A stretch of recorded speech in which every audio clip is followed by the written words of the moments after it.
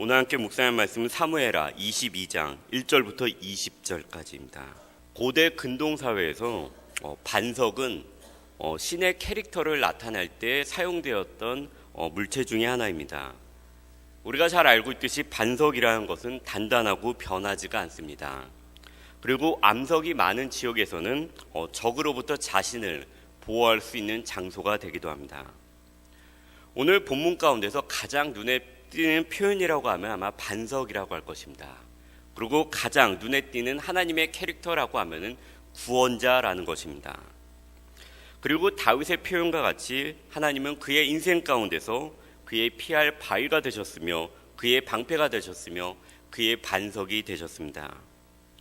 우리는 종종 골리앗을 이긴 다윗을 생각하면서 다윗의 용맹성과 다윗의 용감함만을 상상할지 모릅니다. 그러나 오늘 시는 다윗이 전쟁터에서 그리고 도망 다닐 때 느꼈던 감정이 어떠했으며 그가 이러한 두려운 감정 가운데서 불안한 가운데서 반석이신 하나님께 얼마나 절절하게 구했는지를 오늘 본문은 잘 보여주고 있습니다. 사망의 물결이 나를 애우고 불의의 창수가 나를 두렵게 하였으며 수올의 줄이 나를 두르고 사망의 올무가 내게 이르렀도다. 이것이 바로 다윗이 느꼈던 불안감이며 다윗이 느꼈던 어두움의 감정이었습니다. 우리가 어려운 가운데서 하나님께 부르짖고 의지하듯이 다윗 역시 그의 반석이신 하나님께 부르짖었습니다. 그리고 그의 기도에 하나님은 응답하셔서 구원을 하셨습니다. 그러나 우리는 사무엘서의 막바지에서 지금 이것을 보고 있습니다. 그렇기 때문에 그의 인생을 전부 다 본 상태에서는 다윗이 하나님께 기도를 할 때 하나님께서 응답을 하셨지만 그 응답의 때가 다윗이 절절히 원했던 때가 아닌 하나님의 때에 다윗을 인도하신 적이 더 많았다는 것을 우리는 잘 알고 있습니다. 하나님은 즉시 응답하시기도 하지만 야고보서의 말씀과 같이 시련 가운데서 인내를 온전히 이루게 하시기 위해서 기다리시기도 합니다. 저는 오늘 본문의 구조를 묵상하면서 반석이신 하나님을 고백하고 하나님께서 내려오셔서 세상을 심판하시고 하나님께서 손을 내밀어서 다윗을 구원하시는 모습을 보면서 마태복음 14장에 물 위로 걸어오신 예수님과 물에 빠진 베드로의 모습이 보였습니다. 예수님께서 제자들을 막 재촉을 하십니다. 그래서 배에 태우시고 건너편으로 가게 하십니다. 물론 예수님께서는 그 배에 타지 않으셨습니다. 단지 제자들을 저 건너편으로 반대편으로 먼저 보내십니다. 그리고 제자들이 노를 저어서 육지로부터 상당히 떨어져 왔습니다. 한 4km, 5km 정도 떨어져 왔습니다. 이때 제자들은 갑자기 물결이 거세지고 바람이 거세지는 것 때문에 어려움을 겪고 있었습니다. 마태복음은 이를 물결로 말미암아 제자들이 고난을 당하였다고 표현하고 있습니다. 이 인생의 고난 가운데 제자들이 있었습니다. 어쩌면 하룻밤 아니면 몇 시간 동안에 단지 겪는 어려움이라고 우리가 얘기할 수 있지만 이 어려움 가운데서 이 짧은 시간이라도 그들이 깜빡 잘못되면 제자들은 모두 죽임을 당할 수 있을 것입니다. 왜냐하면 육지로부터 상당히 먼 거리로 떨어져 나왔기 때문에 헤엄을 칠 수도 없었고 물결이 상당히 거세었기 때문입니다. 단 한 시간의 어려움일지라도 우리는 죽을 수 있고 심한 상처를 당할 수 있습니다. 은행에 신청한 대출이 단 한 시간만 일찍 나왔어도 우리의 가족이 이렇게 고생하지 않았을 수 있습니다. 단 한 시간만 내가 미리 알았더라도 거짓 세금 신고로 부풀려진 사업체를 사려고 계약하지 않았을 것입니다. 이것이 바로 우리의 인생의 모습입니다. 그리고 이것이 제자들의 모습이며 다윗의 모습이기도 하였습니다. 다윗의 어려운 가운데서 제자들이 물결 가운데서 겪는 어려운 가운데서 예수님은 그들 가운데 계시지 않으셨습니다. 늘 내 곁에서 그렇게 많은 은혜와 도움을 주셨던 예수님이 지금 내 곁에 계시지 않는 것 같았습니다. 우리보다 훨씬 귀한 기회, 말로 표현할 수 없는 기회를 겪었던 제자들은 예수님을 만져보고 함께 음식을 먹고 예수님의 말씀을 듣고 기적을 눈으로 볼 수 있었습니다. 그렇기 때문에 어쩌면 제자들의 지금 상태는 예수님께 좀 더 의지하는 상태가 되었을지 모르겠습니다. 그런 그들에게 이제 예수님은 눈앞에 보이지 않으십니다. 바람과 바다를 잔잔케 하시는 예수님이 그들과 함께 계시지 않으십니다. 그리고 한참의 시간이 지난 후에 예수님께서 무리를 걸어서 오십니다. 제자들은 이를 보고 귀신이라고 생각하여 두려워하였습니다. 인간이란 누구라도 캄캄한 바닷 가운데서 누가 물 위를 걸어오면 귀신이라고 오해할 것입니다. 그때 예수님께서 즉시 이르십니다. 나니 두려워하지 말라. 그리고 베드로 사도가 소리칩니다.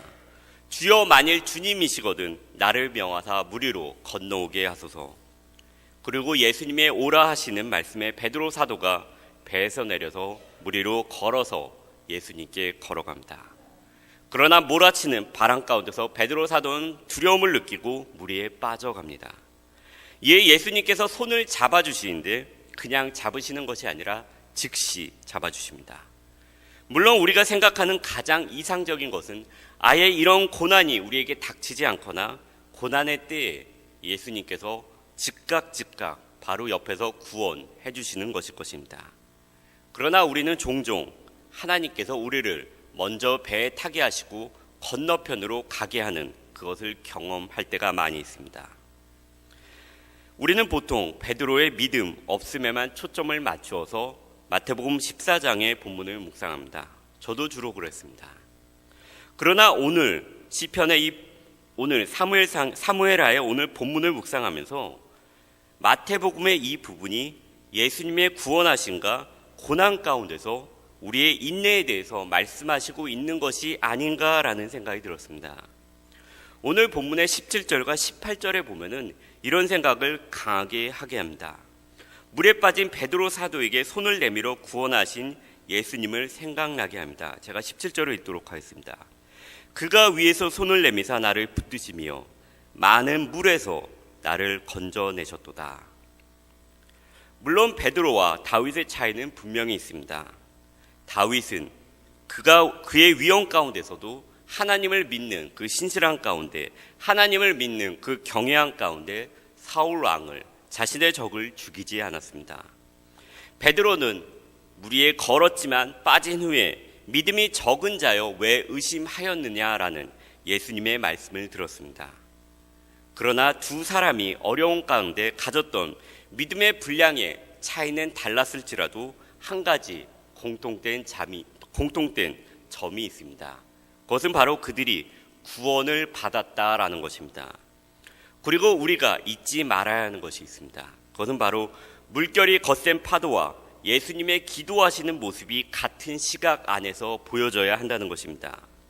예수님은 제자들을 보내시고 단지 어딘가에 있으셨던 것이 아니라 기도하러 산에 올라가셨다라는 것입니다.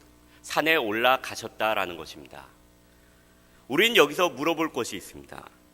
예수님께서 같은 시간대에 고난 가운데서 있는 제자들이 있는데 과연 무엇을 위해서 기도하셨을까라는 것입니다. 몇 시간이 지났기에 많은 기도를 예수님께서 하셨을 것입니다.